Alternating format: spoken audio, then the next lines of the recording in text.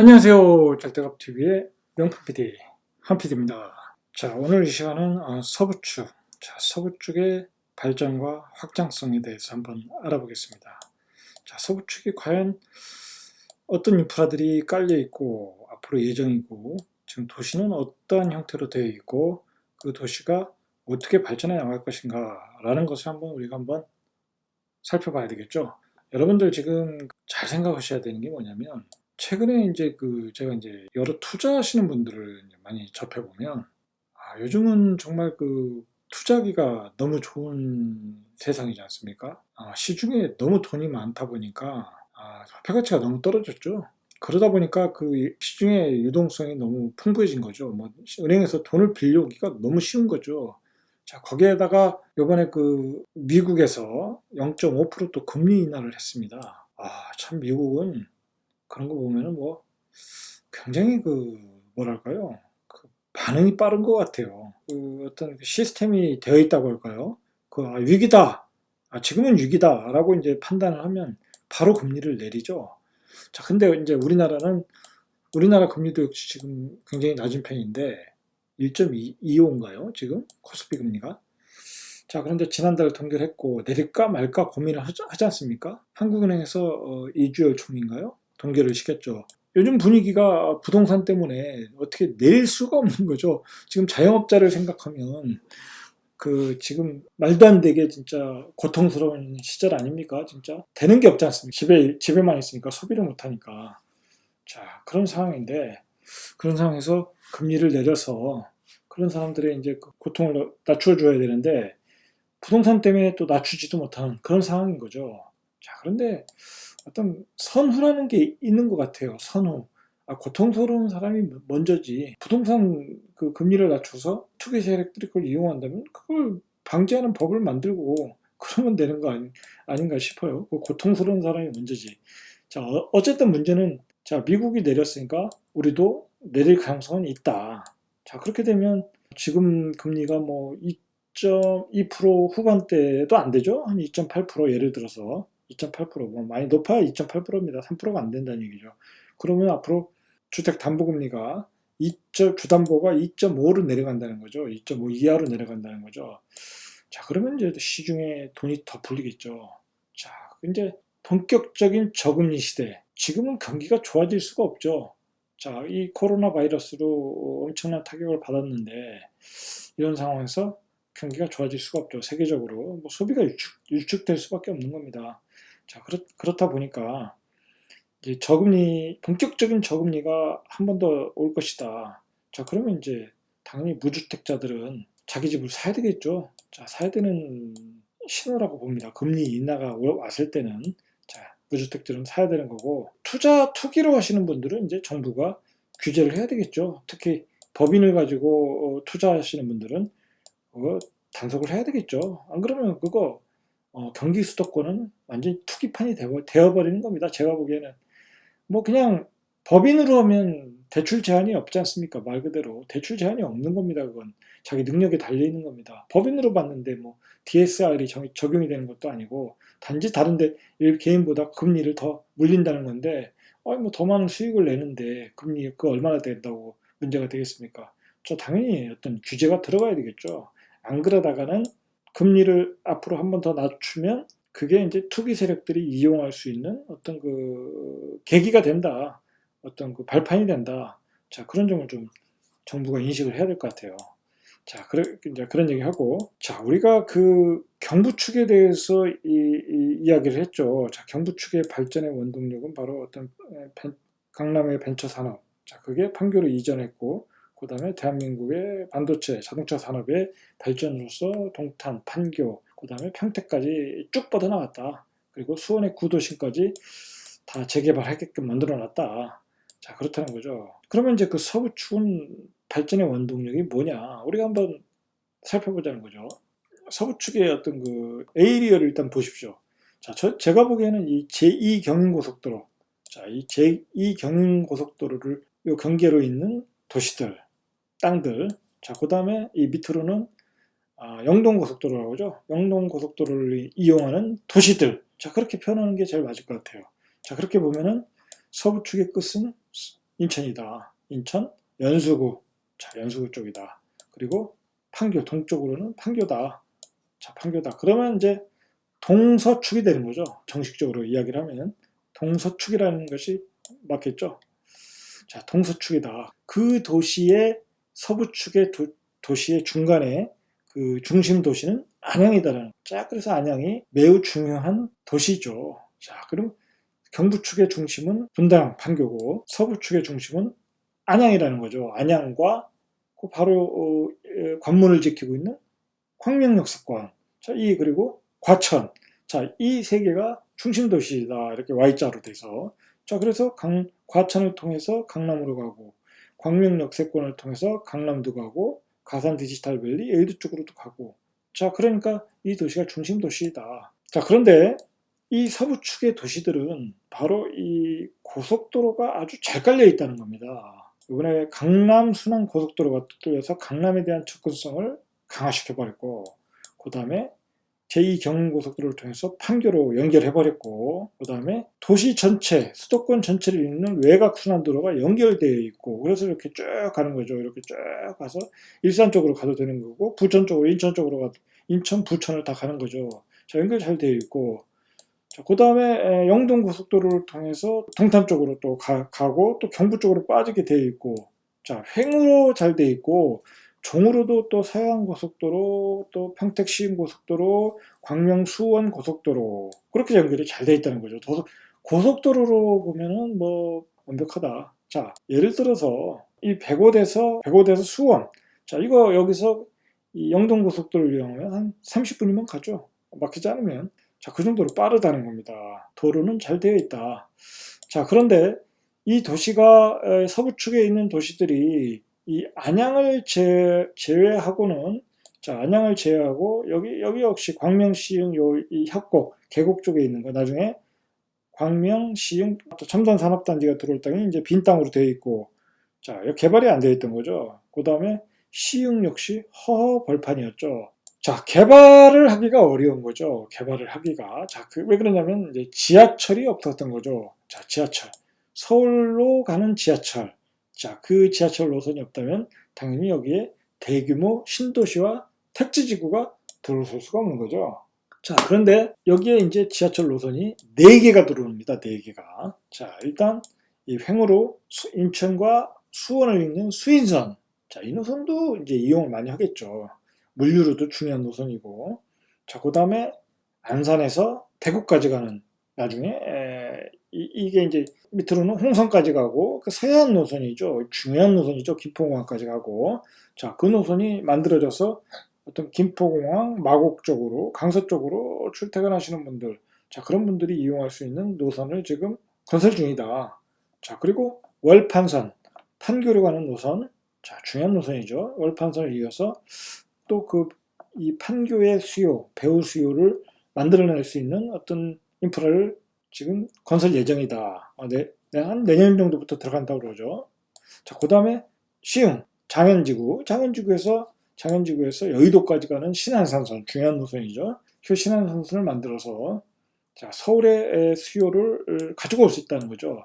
자, 그런데 우리가 그 경부축에서도 봤듯이 이러한 거대한 메트로폴리스가 되려면, 640만의 거대한 메트로폴리스가 되려면 이 자체의 자족 기능만으로는 가기가 힘들다는 거예요. 만약에 수원, 동탄, 광교, 용인, 수지 이런 도시가 이 부근에 있는 회사들, 삼성이나 현대, SK 하이닉스 그런 회사 또는 하청업체, 여기만 다니는 회사로 이 도시가 성장한다는 것은 한계가 있다는 거죠. 그 소득군에 대한 한계도 있고, 당연히 이제 이 지역이 클 수 있던 기반은 바로 이제 이 강남에 대한 출퇴근이 가능했다는 거죠. 자, 그래서 강남의 수요를 빨아들였다. 강남의 고소득군의 수요를 빨아들이면서 이 고소득군들이 나름대로 아파트 가격을 올려놨다는 거죠. 자, 그래서 이제 이 도시가 중심 도시로서 성장을 했다는 거죠. 자, 마찬가지입니다. 만약에 이제 안 그래도 이 서부축 라인은 경부축에 비해서는 아직 일자리에 대한 소득군에 있어서는 딸린다고 봐야죠. 여기는 이제 경부축은 대기업이 기반하는 도시고, 서부축은 4차 산업단지지만 아직 뭐 확실하게 그림이 나온 게 없으니까 아직 뭐 이제 건설 중이니까 어떻게 될지 또 모르는 거고 그런 면에서는 뒤진다. 그 소득권에 대해서는. 그리고 또 이게 반월 그리고 시와 공업단지 남동공단 자 이런 것도 역시 대기업들이 하는 곳이 아니까 그 소득권에서는 또 딸린다. 그러나 이제 바이오 기업 삼성바이오, 셀트리온 이런 데는 또 뭐 기업이 큰 회사들이니까 자 그래 어쨌든 중요한 거는 이제 서울에서 예를 들어서 GTX-B가 송도에서 여의도까지 가지 않습니까? 그러면 여의도 금융가에 있는 사람들이 송도에 와서도 살 수 있다는 거죠. 자 그렇게 해야 이 지역 이 서부 축에 있는 도시들이 거대한 또 메트로폴리스가 될 수 있다는 거죠. 자 그런 관점에서 도시를 봐야 된다는 겁니다. 도시의 자족 기능만 가지고는 이 서울 수도권에서 어떤 크게 성장하기는 어렵다. 도시가 성장하려면 서울의 배우 수요를 가지고 있어야 된다. 자, 그런데 송도는 여의도의 수요를 가지고 있고, 시흥시청은 역시 여의도의 수요를 가지고 있고, 가산 디지털밸리나 신안산선을 통해서 서해선 역시 뭐 예를 들어 은기지구 같은 경우에는 김포공항에 이제 종사하시는 분들, 마곡에 종사하시는 분들 수요를 빨아들일 수 있고, 그리고 월판선 근처에 있는 또 도시들, 예를 들어 백오 신도시 이런 도시들은 판교에서 또 사시는 분들이 와서 사실 수 있고, 또 마찬가지로 이 안양도 이제 중요한 도시죠. 이 안양도 판교에 사시는 분들이 이쪽 수요로 들어올 수 있고, 자 그러면서 이 서부축 라인이 발전을 해야 된다는 거죠. 이 배후 수요를 빨아들일 수 있는 그 교통망들이 지금 건설 중이다라는 거죠. 그래서 제가 이제 경부 라인은 승천하는 용이다. 대한민국의 승천하는 용이다. 이미 용이 된 것 같고, 그 다음에 이 서부축 라인은 그 승천을 준비하는 대한민국의 잠룡이다라는 거죠. 자, 제가 승천하는 용이다. 승천을 할 잠룡이다라고 이렇게 표현한 것은 뭐냐면, 우리가 부동산에서 그 투자를 할 때는 요즘 유행하는 게 그런 거 아닙니까?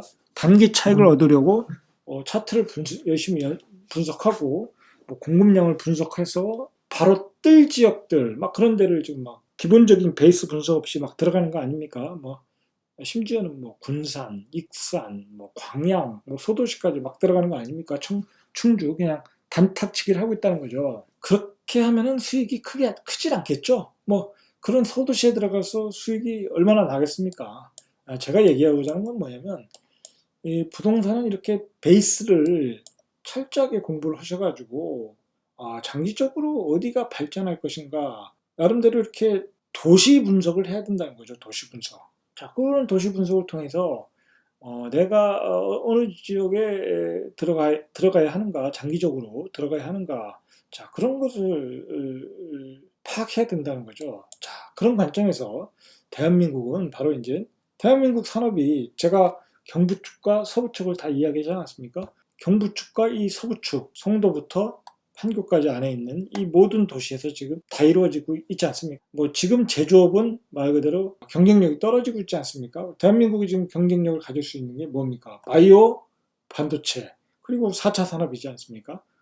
조선도 지금 회복 중이지만 불투명하고 LCD는 어렵고 그 다음에 자동차 산업은 경쟁력이 있고 뭐 자동차 산업도 화성에 있지 않습니까? 군데군데 다 전국에 다 있으니까 그건 자 그만큼 대한민국의 중심은 바로 서울은 말할 필요 없고 이 경기도 남부권 경부축과 서부축이라는 거죠. 그러면 이 지역에 대해서 자기 스스로가 전문가가 될 정도로 다 파악을 하고 있어야 되는 거죠. 다 파악을 하고 있어야 되는 겁니다. 그러니까 중요한 거는 뭐 요번에 이제 수용성이 뜨고 그 다음에 안산, 인천, 뭐 요즘 시흥까지 이렇게 번져가고 있는데 그것이 괜히 그런 것이 아닙니다. 괜히 바로 이제 그런 발전성이 있으니까 수요가 많으니까 결국은 그렇게 번져간다는 거죠. 열기가 번져가는데 중요한 거는 이러한 열기가 이제 뭐 이 상승 사이클이 언젠가는 끝나겠죠. 언젠가는 끝나지만 다음 상승 사이클에서도 또 이 지역이 또 핫포인트가 될 수 있다는 거죠. 핫포인트가. 자, 그런 점에서 이 지역은 철저하게 공부를 해놔야 된다는 겁니다. 그래서 가격이 요번에 뭐 상승장에서 못 산 사람들은 가격이 나중에 조정받을 때 어느 곳에 들어가야 된다는 거죠. 자, 그런 점에서 이제 그 서부축 같은 경우는 지금 한참 건설하는 도시 아닙니까? 건설하는 도시. 이 빈 공간이 많지 않습니까? 이 빈 공간들이 뭐로 메꿔질 것인가, 과연 뭐로 메꿔질 것인가, 자, 그것을 고민을 해봐야 된다는 거죠. 그것들이 어떻게 메꿔지고, 무엇으로 메꿔지고, 그리고 얼마나 많은 일자리들이 이곳에 들어오는가, 그리고 놓여지는 도시의 인프라들은 서울에 대한 접근성이 얼마나 좋아질 것인가, 그런 것들을 면밀히 관찰을 하셔야 이 서부축이 보이는 거겠죠. 제대로 볼 수 있겠죠. 자, 우리가 이제 이 서부축에 있어서의 발전의 축, 그 다음에 발전의 어떤 인프라들, 자, 그런 것들은 이제 다 건설을 하고 있고, 그리고 발전에 관한 그 산업들, 자, 그런 4차 산업들이 이제 대략 어떻게 들어올지를 이제 파악을 해 봤습니다. 자, 그렇다면 이제 그런 것들이 도로가 들어오고 일자리가 들어오고, 자, 그렇게 되면 이제 일자리가 들어오면서 그 지역에 어떤 발전을 하는데, 이 지역의 발전에 그 중에 산업에 또 관광 산업이 있습니다. 자, 우리가 그것도 관심 있게 보셔야 돼요. 왜 그러냐면, 자, 여기에 이제 거북섬이라고 그러죠. 자, 여기에 또 그 서핑장이죠. 대한민국 최초의 서핑장이 들어오는데, 호텔도 들어오고, 많은 이제 그 이국적인 풍경이 나오는 거죠. 서울 수도권에서 많이 오시겠죠. 이제 관광단지가 되니까. 근데 중요한 건 뭐냐면, 관광단지는 일자리가 많다는 겁니다. 이게 다 사람을 대면해야 되는 거니까, 서비스 업종이니까 일자리가 많아진다는 겁니다. 여기도 생기고, 그 다음에 여기죠. 송산. 자, 여기 화성 테마파크죠. 그 월트 디즈니라고 해야 되나요? 그 미국으로 보면. 자, 그런 그 테마파크. 어마어마한 테마파크가 생기죠. 신세계에서 어마어마한 돈을 투자해서. 자, 그러면 여기도 대규모의 일자리가 생긴다는 겁니다. 자, 그런 것들이 이 서부축 산업의 어떤 하나의 축이다. 경부축과는 다른. 경부축은 제조업과 어떤 그 벤처 사업 그런 거고, 서부축은 바로 이런 관광 산업, 그리고 부품 제조업, 그리고 4차 산업. 자, 그런 게 축인데, 그런 건 있는 것 같아요. 예전에 이 제조업으로 하면은, 제조업이나 이런 관광단지, 뭐, 이런 산업들은 대규모로 사람을 고용하는 산업이죠. 어떤 그 자동화 시스템이 돼 있더라도 많은 사람을 써야 되는 거죠. 고용을 해서. 그래서 이제 공단이 만들어지고 주거지가 만들어지는 거 아니겠습니까? 그래서 이제 이 바늘공단이 만들어지고 안산이라는 도시가 나오게 된 거죠. 마찬가지로 이 시화공단이 만들어지고 정왕동이라는 도시, 구도시, 정왕동이라는 도시 만들어지고 남동공단이라는 도시도 만들어지고 그리고 논현지구가 만들어지고 자 이제 그렇게 한 세트로 갔다는 거죠. 자 그런데 이제 4차 산업이 돼버리면 거기는 인재산업이죠. 인재산업. 항상 얘기하지만 게임을 만드는 그 개발자가 필요한 거죠. 게임 개발자가. 많은 인력이 필요하지 않다는 겁니다. 우수한 인력들만 필요하다는 거죠. 마찬가지로 뭐 어떤 4차 산업의 전반적인 게 첨단 산업이다 보니까 다 그런 산업이라는 거죠. 제조업처럼 많은 인구가 필요하지는 않다. 자, 그런 점이 주거지의 대규모의 확대로 가는 데는 좀 한계가 있지 않겠냐. 또 그런 쪽으로 하다 보면 고급 주거지를 더 필요를 하지 않겠냐. 자, 그런 점이 좀 있다는 것이죠. 그런 점을 참고를 하셔야 될 것 같아요. 그 4차 산업 위주는 많은 고용인이 필요하진 않다. 물론 이제 4차 산업이라고 해서 무슨 4차 산업을 기반으로 해서 또 제조업이라는 게 있으니까 자 그런 게 이제 광명시흥 테크노밸리는 그런 개념으로 또 접근하는 첨단 산업단지다 보니까 많은 또 어느 정도의 주거지는 분명히 필요하겠죠. 자 그런 점 일단 인지할 필요가 있고요. 그 다음에 이제 이 서부축에 우리가 어떤 인구 이동의 흐름, 가격의 흐름, 자 그런 것들을 좀 파악을 하셔야 돼요. 마지막으로 그게 매우 중요하죠.